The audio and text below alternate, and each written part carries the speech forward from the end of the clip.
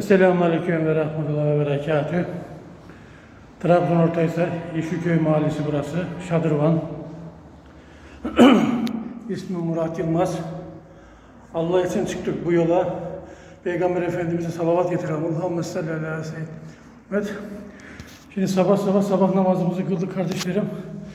Tuvaletleri temizlik yapıyorum inşallah. Allah nasip ederse Allah'ın izniyle bu işi başaracağım. Ve Allah'ım çok pis. Şadırvanlar, tuvaletlerimiz çok pis. Müslüman din kardeşlerim. Biraz daha akıllı, dikkatli olun. Tuvaletleri ve şadırvanları güzel kullanalım inşallah.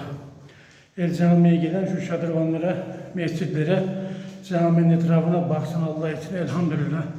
Kardeşlerim, temizlik imanın yarısıdır. Bakın sabah geldik. Bismillah dedik. Evelallah Allah'ın izniyle çalışmaya başladık. Güç kuvvet veren Rabbim. Elhamdülillah. Kardeşlerim Allah'a emanet olun. Saygı sevgi bizden olsun.